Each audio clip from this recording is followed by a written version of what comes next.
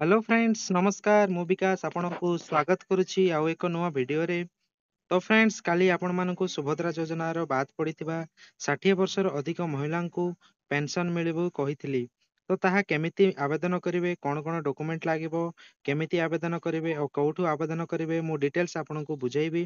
ତା ପୂର୍ବରୁ ଯଦି ଚ୍ୟାନେଲରେ ନୂଆ ଆସିଛନ୍ତି ତ ଚ୍ୟାନେଲକୁ ସବସ୍କ୍ରାଇବ କରିଦିଅନ୍ତୁ, ପାଖରେ ଥିବା ବେଲ୍ ଆଇକନକୁ ପ୍ରେସ୍ କରିଦିଅନ୍ତୁ, ଯାହା ଫଳରେ ଯାହା ବି ଆମ ଚ୍ୟାନେଲ ଅପଡେଟ୍ ଆସିବ ସର୍ବପ୍ରଥମେ ଜାଣିପାରିବେ।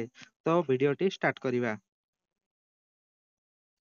ଦେଖନ୍ତୁ ସୁଭଦ୍ରା ଯୋଜନାରେ ଯେଉଁମାନଙ୍କର 60 ବର୍ଷରୁ ଅଧିକ ହେଇଗଲାଣି ସେମାନେ ତ ଏହି ଯୋଜନାରେ ବାଦ ପଡ଼ିଛନ୍ତି। ସେମାନେ ଆଉ ସୁଭଦ୍ରା ଯୋଜନା ପଇସା ମିଳିବ ନାହିଁ।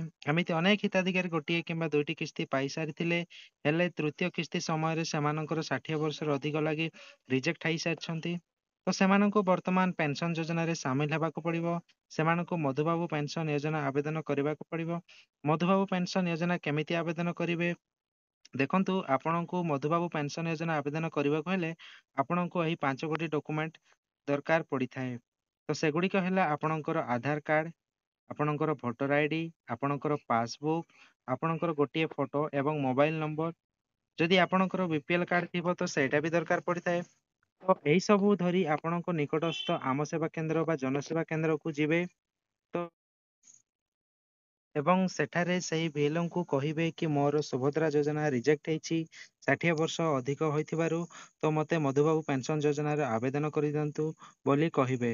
ତ ଆପଣଙ୍କୁ ସେମାନେ ମଧୁବାବୁ ପେନସନ ଯୋଜନା ଫର୍ମ ଦେବେ। ତ ଦେଖାଉଛି ଆପଣଙ୍କୁ ସେ ଫର୍ମଟି। ଦେଖନ୍ତୁ ଆପଣଙ୍କୁ ଯଦି ମଧୁବାବୁ ପେନସନ ଯୋଜନା ଆବେଦନ କରିବାକୁ ହେଲେ ଆପଣଙ୍କୁ ଏଇଭଳିଆ ଫର୍ମଟି ଦେବେ। ଏଇ ଫର୍ମକୁ ଆପଣ ଭଲ ଭାବରେ ଫିଲ୍ଅପ୍ କରିବେ।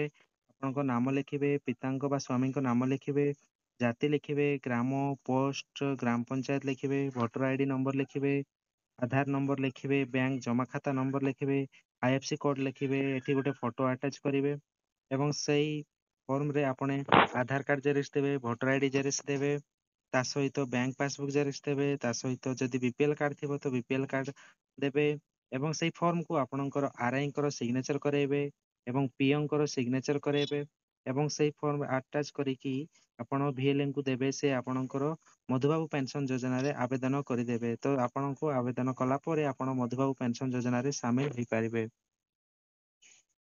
ଆଇ ହୋପ୍ ଆପଣମାନେ ସବୁ ବୁଝି ଯାଇଥିବେ। ତ ଶୀଘ୍ର ଶୀଘ୍ର ଯାଇ ପେନସନ ଆବେଦନ କରାଇ ନିଅନ୍ତୁ ଏବଂ ପେନସନ ଯୋଜନାରେ ସାମିଲ ହୁଅନ୍ତୁ ଏବଂ ମାସକୁ 1000 ଟଙ୍କା ପାଆନ୍ତୁ।